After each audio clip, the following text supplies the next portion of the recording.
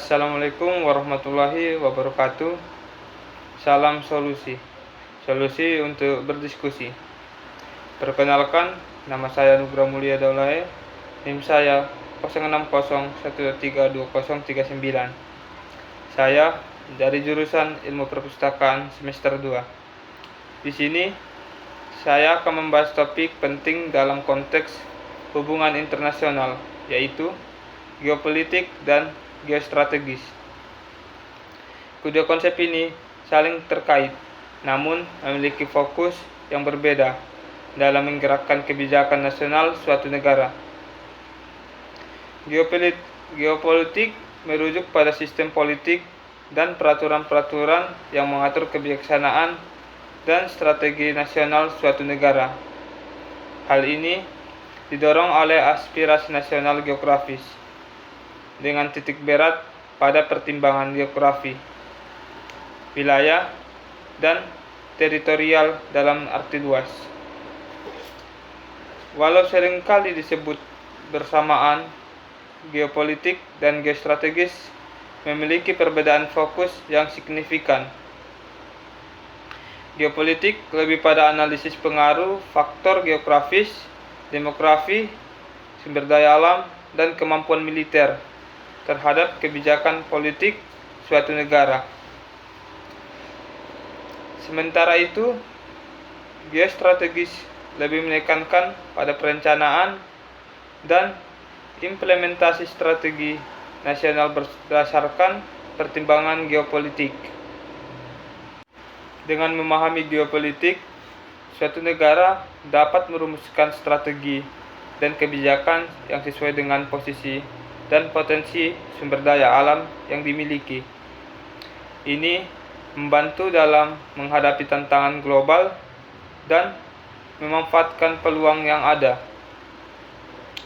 Menurut Bainus dan Suparman, dalam jurnal hubungan internasional, negara dapat menggunakan geopolitik dan geostrategis untuk merespons tantangan zaman dengan langkah-langkah strategis sebagai berikut. 1. Memahami posisi geografis dan potensi sumber daya alam. Merumuskan strategi berdasarkan kondisi geografis dan potensi sumber daya alam yang dimiliki. 2. Pengembangan infrastruktur dan konektivitas internasional. Meningkatkan daya saing ekonomi dan integrasi global melalui pengembangan infrastruktur konektivitas dengan negara-negara lain. 3. Penguatan pertahanan dan keamanan nasional. Mengembangkan kemampuan militer dan strategi pertahanan yang sesuai dengan ancaman yang dihadapi. 4. Kerjasama internasional yang strategis. Membangun jaringan diplomasi dan kerjasama dengan negara lain untuk memperkuat posisi dan pengaruh dalam tatanan global. 5. Memanfaatkan teknologi untuk keunggulan kompetitif. Menggunakan kemajuan teknologi untuk meningkatkan inovasi dan efisiensi dalam berbagai sektor.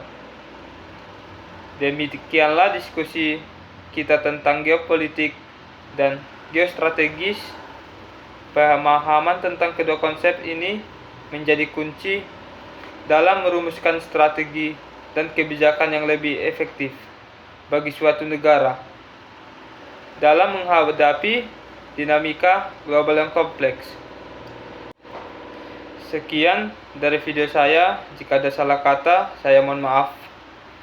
Salam solusi untuk berdiskusi. Wassalamualaikum warahmatullahi wabarakatuh.